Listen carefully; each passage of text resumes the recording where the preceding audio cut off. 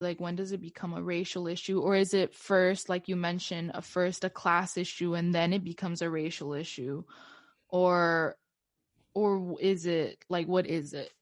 Okay.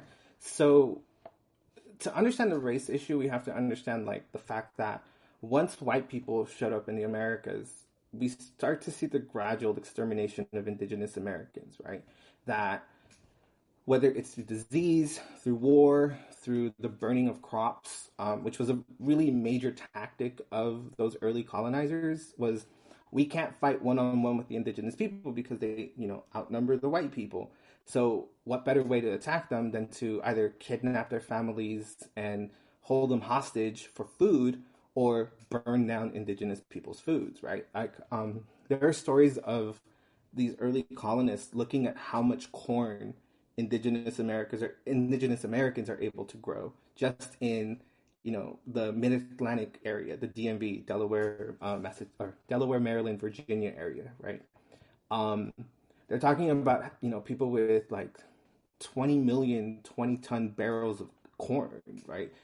So much corn in abundance with less work than what white people had to do to make that same corn because they didn't have the skills or understanding of um, corn manufacturing. So, as indigenous people are dying off, you have a class of European people that are coming that are expecting people to work for them, right? Because England, for the most part, sends two groups of people. They send either the super wealthy ruling class or desperate people who need to get out of England, right? And we create the process of indentured servitude in that sense. So these are the type of people that are coming here, but there still is a lot of manual labor that eventually becomes a problem for that ruling class. Like the more white people you bring over, eventually you're going to have to give them freedom, right? Because an indentured servant has a contract, and like most contracts, they end. So by bringing more white people, you're essentially creating competition for yourself. And that's not really a good thing if you're a capitalist, right? Your whole goal is to take as much land as possible to grow your wealth, right? So if I can buy more land, I can use that land to grow more food or to grow more product or whatever and sell it back to England. But if I keep bringing white people to work that land, then we're going to have a problem when those white people become independent. They're going to expect to be treated as white people, and white people are buying land. So that's not a really good practice for a lot of this ruling class. So what they begin to do is they begin to turn to Africa, and this is where we start to see the merging of race and class in the United States, or the problems that come with race and class, because now that they're turning to Africa, they're kidnapping people. And initially, remember, they're kidnapping not just workers, they're kidnapping engineers, right? You look at South Carolina. South Carolina's primary crop to grow was rice. And in the 1600s, there's only three places in the world that you can grow rice in a way that creates a significant amount of wealth production. That's Southeast Asia, Western Africa, and South Carolina, which, of course, not a coincidence that it's Western Africa and South Carolina, right? So they go there, they see that in South Carolina, if you've ever been there, it's gross. Like the environment is gross. It's humid, there's a lot of swamp, it's hard to grow food. But because of those conditions, you can grow rice. And as white people are dying off from not enough food, the ruling class notices black people are growing rice and that's how they're staying alive. Why don't we monetize that? Let's go get more of these people, engineers, because if you've ever seen rice grow, it's not an easy thing to do, right? It doesn't grow on land, it grows in water, in mud, essentially. And that's a hard thing to develop. So rather than going and figuring out how to do it yourself, you do what capitalism usually does. You steal it and you take it for yourself and you begin to engage in the slave trade as we know it today. And so from rice, it becomes cotton. So as it comes to the United States, we start to see the merging of race and class. So I'm not sure if that answered your question. No, it did. Thank you. Okay. Thank you. Mireya. No, I just the rice to cotton because I just remember it usually starts from cotton and then goes from there. Yeah. I I'm Right. pretty sure we learned this and it totally went one way out the other. That's a really good point that you bring up because one of the things that we have as a problem in American history is that it becomes a really standardized idea, right? Cotton is the only thing that we ever think of, right? But we never think of all of the other crops that had been grown in the Americas, not just by slaves, but also by indigenous people. And one of the problems that we have when discussing things like policing is that we have a very US centric perspective, right? Right. The problems that are happening here in the United States are problems, but they are symptomatic of a much larger global issue of policing, right? It's not just the US. And the problem that we have here is a result of our capitalist mentality. Like you go to another country and you tell them about the problems that we as Americans or US citizens or US residents have in the United States with policing, and most people don't understand what you're talking about. Like they'll ask you, who do you go to complain about the police? Like where's the political party to help you with that? Because usually in most places, it's the socialist parties that will be like, wait, the police are hurting you? We're going to come after them. It's the anarchist parties that are saying the police are hurting you, we're going to come after them. And we don't have that here because fundamentally the United States is a capitalist corporation, right? We function as a capitalist corporation and not a capitalist country, which is completely different than everywhere else. Therefore, they So, are of course, not held accountable. well, so we don't hold them accountable, but also we can buy into like mythologies about the United States. For instance, like we're constantly told that recycling is a good thing, right? Ain't it? But For I the earth? mean,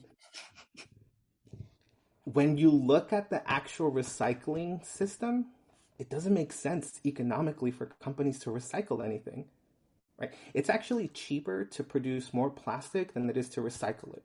In fact, next time you look at your own plastic stuff around you, you're going to see that, that triangle with the arrows and there's going to be a number there. That doesn't mean it's recyclable. That means how are you going to sort it? Because the majority of our plastic in the United States is not recyclable because of the types of chemicals. In fact, they won't recycle it at all. And so, why is this such a shocking thing to most Americans? Well, because we literally got taught this in school. Like, I remember as a kindergartner in 1990, learning about this, and it's like, oh, we have to recycle, and you always look for the thing, right? You look for the triangle. Mhm. Turns out oil companies came up with that sign to essentially convince people that we are recycling, right? I don't know if you've ever seen that commercial of the Native American who is walking down the street and he sheds a tear when someone litters. The fuck It's a no. really big commercial. Like you're probably too young for that, but if you're, a little bit older and back when there was a monoculture and everyone only had four stations on TV, we understood what that commercial was. Like, shit, recycling is an important thing. That commercial was done by the oil companies to make people think that recycling is the only way forward, right? Rather than addressing the actual problem, which is the corporations, it's your fault. Ah, Get an electric car, buy a Tesla, buy all of these things, right? And that's the problem with what we have in American history is that we, more than any other country, have a disposition to believe what we've constantly been told, right? Like when the whole George Floyd thing was happening, I remember you and I, Mireya, had like not an argument but a discussion. Like you were angry that like why is this taking so long? And it's not your fault that you don't understand the legal system because you're not a lawyer, right? But the legal system is meant to be slow because there's a lot of information that you need to get before you even get to a hearing, was this right? when I mentioned the guy pleaded fifth or pleaded? No, this was we were talking about how why is this taking so long? And I was telling you, you have to understand that first I have to ask you a question like in private in like a deposition and there's all of these other steps that you go through and your reaction was like, "Oh shit, maybe I do watch too much TV" because we're constantly used to like the Law and Order of things, right? Law and Order is a simple show that most Americans can understand. There's a crime, there's the investigation by the police, there's the trial, and then there's the outcome. Mm-hmm. And in an hour, you have solved an entire case that usually will take you years to get through. Right. And that's not your fault. That's not my fault. That's just the way our media has taken over. Like the way that we believe in the American mythology, the American dream, that begins with the destruction of indigenous people, the theft of land, the incorporation of slavery, and the manifestation of white settler colonialism. I'm over here trying to pretend to be Annalise Keating. I don't know if y'all watch How to Get Away with Murder with Viola Davis, I but love How to Get Away with Murder. I also remember and just talking about, I think it was another one, I think it was where that white man shot two black men, and he got away with it just because he cried on the They weren't black. They weren't black? They were Okay. white. They were white. But see, that's the thing, right? Again, even like from a liberal perspective, Kyle Rittenhouse killed 2 white people. Yes, it was 2 white people. Right? But we all thought, holy shit, this white kid killed 2 black people, right? That was the initial reaction the day that happened, right? Because again, we have a narrative that we need to believe in, whether we're left, right, or center, right? There is this desire to want to believe in and revalidate what we already have assumed about this country, because this country has done shitty things, and so it's easy to assume, well, here's another one in the long line, right? Not to say that what he did wasn't bad, right? He killed 2 people, right? And he was acquitted for that. But again, the first reaction is they must be black because of the situation that happened in, right? It happened at a protest against police brutality, right? Mm-hmm.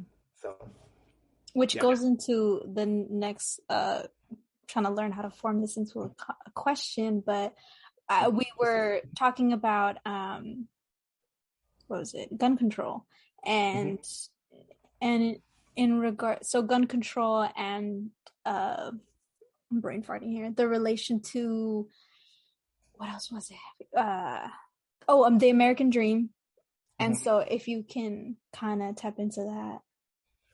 So gun control has existed in one way or another in the United States, right? If we go back to the Virginia slave codes, which becomes a fundamental argument on the treatment between black and white people. From the very beginning, the Virginia slave codes begins to separate black and white people, right? On the one hand, if you're a slave, or not a slave owner, but a master, right? Meaning you had people working for you, whether they were slaves or white indentured servants, there were 2 different ways that you would treat each one of them, right? If they were black and you were trying to punish them, you could punish them on the spot. But if they were white, you had to actually go to court to get a court order to punish them. So if you wanted to whip your white indentured servant, you had to go to court and prove that they had done something. Now, it's also important to understand that typically what would happen is that as the master, you would get your way, because the courts, the juries, everything was dominated by the ruling class. So it's not like you're going to have a bunch of indentured servants, poor people, in the juries or in the courts making these decisions. It's going to be wealthy white dudes making this decision for you, right? And they're obviously going to side with you. But from the very beginning, this creates 2 different concepts of reality, one for white people, one for black people. In those same codes, we have rules that say now, this has a lot more to do with like the colonial system and the suspicion that people had about strangers. If you saw a black person in the street, as a white person, you had the right to go up to them and ask them, what are you doing? Where are your papers? Like, you could check people's papers, right? Which we tie it to our concepts of deportation and immigration in this country. It's deeply embedded, right? Our hatred of strangers has always existed in this country, and immigrants are strangers to this country by the rules of the American system. And so it was okay for a white mob to capture a black person, punish them physically and legally, and then return them to their plantation. And even if they weren't part of a plantation, if they were a free person, if you didn't have your paperwork, you could be sent back to any plantation. You could be sold into slavery. because you didn't have any sense of or any form of identification. And so, you think back to what happened in like Merritt a few years ago, where that woman goes up to that family